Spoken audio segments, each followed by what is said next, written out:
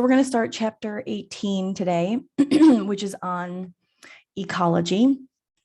And I just wanted to kind of sum up the first part of section 1, which is talking about interdependence. And I didn't include this in the slides because I figured it was kind of common sense, the fact that everything's connected, right? So especially these days when we hear more and more about the effects of climate change and we see more severe weather. I think the country of Turkey at the moment is on fire and they don't have enough planes to drop water. I haven't read too much about it, but we also saw that there was like huge flooding in China last week, and there's a huge heat wave in Canada and in the northwestern United States. And of course, you got like California fires and all that kind of stuff. So it's important to understand how connected we are to everything. So one of the core ideas of ecology is what's called interdependence. And if you remember from our previous classes together, the prefix inter means between.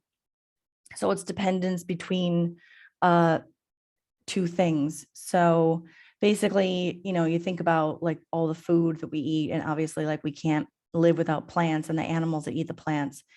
Another thing that comes to mind is honeybees. There is a epidemic of honeybees dying all over the world, and scientists so far can't really figure out why. And the problem is that honeybees pollinate like 80% of our food crops. So if the honeybees go extinct, then basically humans are not going to have any food. So another example of interdependence is in this diagram where you've got a relationship between acorns supporting a population of deer mice and white-tailed deer. And you've got the deer tick, which then can bite humans, and deer ticks carry a bacterium that causes Lyme disease. Lyme disease is an illness that affects your central nervous system, and from what I understand, there's no cure for that. So you look at a situation like this particular relationship, and if you think about if there's like 1 year where there's lots and lots of acorns, that's going to support a larger population of deer mice and white-tailed deer. So then the number of ticks are going to be increased that year, which means that there might be more examples or more, more cases of Lyme disease. So it's important to kind of keep an eye on the environment and the species that are supporting life in that area. The other thing is ecological models. Basically, if you look at like any scientific or even mathematical system where we set up to try to predict results from other situations, we refer to those as models. And so these are just models that we use for ecology. Now it says that a model can be physical, conceptual, or mathematical, but basically it's just kind of trying to think of the word. Model is the only word that I can think of. But basically it's like not a plan is the wrong word, but it's kind of like a system based on observable evidence that you've gathered to kind of predict what's going to happen in the future. And it's part of kind of forming theories and laws and that kind of thing. So if you think about the relationship between, just in general in science, you've got hypothesis and you develop experiments to gather data to either support or reject that hypothesis. From hypotheses, we can go to conclusions. From conclusions, we can build models. And if the model is good and it helps to predict observations about different situations in the world, then we can change that to a theory. And then of course, if it's like really, really super supported by lots and lots of evidence, eventually possibly it can become a law. But there, as I said before, there aren't that many laws in science. Okay, so then the next thing is just the levels of organization. And this is a hierarchy. And a hierarchy is basically when you have an organization where you go from a very broad down to a very narrow level. So when we talk about ecology, we have to understand which level we're looking at, because that's going to change how we design our experiments and how we design our models. So the largest, most inclusive level is called the biosphere. The biosphere is anywhere in, on, or around Earth that contains life. So it includes even underground. It includes like the deepest parts of the ocean. It includes obviously anywhere on land, even like the North Pole, South Pole, and even up to the upper layers of the atmosphere where life also exists. So that's the biggest level. Then one level down from the biosphere is an ecosystem. An ecosystem is basically a particular area that contains both living and non-living things, and I'll go more into detail about that in a minute. The level down from ecosystems is communities. From communities, we go to population, and then from population, you go to the lowest level, which is an individual organism. So starting with the biosphere, as I said, it's the broadest, most inclusive level. All organisms that are alive are found in the biosphere. And to get an idea of the size of the biosphere compared to the size of the Earth, if you shrunk Earth to the size of an apple, the biosphere would just be the skin of the apple. So you might think, well, there's tons of life all over Earth, but it's actually a very thin part of the whole planet. The next level is ecosystem. So like I said, this is the organisms and the non-living parts of the environment that you find in a particular place. An ecosystem can be very large, like you can talk about the Amazon rainforest being an ecosystem, or you can talk about an individual person being an ecosystem. Like we are each an ecosystem for organisms. We have bacteria that live on our skin. We have bacteria in our large intestine. We also have small mites, M-I-T-E-S. These are arachnids. They're related to spiders. They live in the follicles of our eyebrows and our eyelashes. They're so small that they don't even trigger our nerves, so we don't feel them. Otherwise, we'd be just itchy all over all the time. So our bodies can be an ecosystem. Another example is a pond. So the living parts of the ecosystem would be, for example, fish, turtles, plants, algae, blah, blah, blah. But an ecosystem, as I said, also includes the non-living aspects. So it would also include the pH of the pond, the amount of oxygen in the water, how much light it gets, the nutrients that are in the water, things like that. So it includes the living and non-living parts.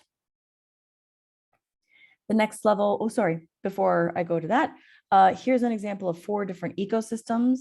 So in the top left corner, we have what is called a wetland. And generally, wetlands are where you can find kind of like where a mixture of salt water from the ocean and freshwater meet. So I get my laser so I can point to things.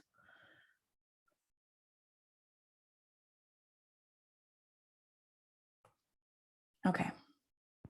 Oh no, go back.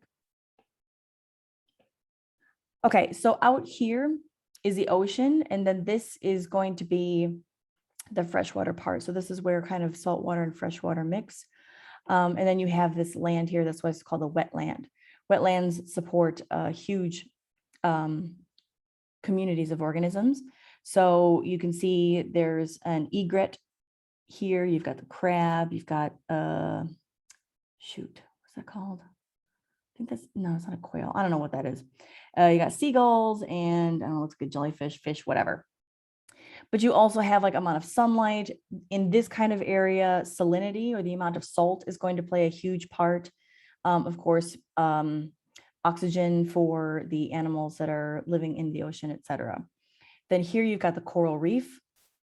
Again, you've got the sea anemone, you've got sponges, starfish. Those are the living parts. In this ecosystem, sunlight is going to be a huge factor because a lot of these coral have a symbiotic relationship with algae.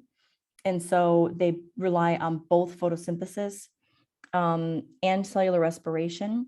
Another really important thing about the coral reef is that, let's say down here at the bottom of the ocean, you've got these things, I think they're called black smokers. I have to keep looking that up, but basically they're like little underwater, they're not volcanoes because lava doesn't come out of them, but there's like these stacks, right? Like rocks that come out of the bottom. And you've got all of this, I guess, yeah, black smoke. If you see videos of it, it just looks like black smoke coming up from inside the earth. And it contains tons of nutrients from underground. And then the current is going to sweep those nutrients up this way. So then you can have a lot of life supported there. So that's really important aspect of it. Here, obviously, the desert. Obviously, we know that the desert is defined by a lack of water. And so that's one way to identify ecosystems. We have what's called a temperate deciduous forest. Temperate meaning it's not really hot, it's not really cold, it's temperate, right? It's like kind of in the middle. And deciduous means plants that lose their leaves in the fall. And then this is the savanna. A savanna is an area where you have a lot of grass and some trees. So those are just different examples of ecosystems. Okay, next level down is community. So if ecosystem includes all of the living and non-living parts of a particular place, a community is just the living parts in that place. So it does not include the non-living factors. A community can contain a few species or a few thousand species. If an ecologist studies a community, if they're studying the environment at this level, they're going to be probably focusing on how the organisms in that environment interact with each other. So that's why I said it's important to understand the properties of each of these levels, because if you are an ecologist that studies a community, there's going to be particular things you're going to look at. Like you wouldn't necessarily look at just like this particular group of birds, because you're not concerned with just the birds. You're also you are interested in how those birds interact with other organisms as well. If you are, I think that's an egret, or maybe, no, it's not an ibis, I think it's an egret. If you are a specialist in egrets, then you might study the level of population, which is just only one particular type of organism. So one species that lives in that area. So that would be, if you were looking at only that group of birds, you would be studying at the population level. And the simplest level in ecology is the organism. If you were looking at just an organism, then you're looking at adaptations that organism has that allowed them to overcome challenges of the environment. So the level of population and organism kind of go hand in hand, because you could be a lion specialist and you follow a particular pride or group of lions, and then you would study the individuals within that group, and you would see the dynamic between the individuals in that group. And you might also look at that group of lions and how they hunt, or if this male becomes old, then you want to look at who's going to take over, because you've got males that get kicked out of the pride when they get old enough to be able to challenge the current male. So the way that it works is the lions without the mane, without the hair around them, those are the females, right? Females do all the work. So they're the ones that hunt, and they bring the food back to the pride. Excuse me. The males eat first, followed by the females, and finally the cubs. So in this particular pride, let's say this is the alpha male, this is the male that's in charge. You are going to have younger males within that group, but they're all going to be submissive to the main alpha male. And that is characteristic of young males that aren't like big and strong enough yet. But when, so before I go on, this male is going to be the father or the sire. That's what we use in biology when we talk about the male who fathered all of the offspring. You call it sire. So if he sired all of the cubs in that pride, so they're basically all his children, right? If the males get old enough and strong enough that they feel that they can challenge the alpha male or their father, one of two things can happen. They lose because they'll fight, right? If the young male loses, he gets kicked out. He gets kicked out of the pride. He's on his own. So then that means that he's going to have to go and find another pride with an older male that's like maybe too weak to fight, and he's going to try to take over the other pride.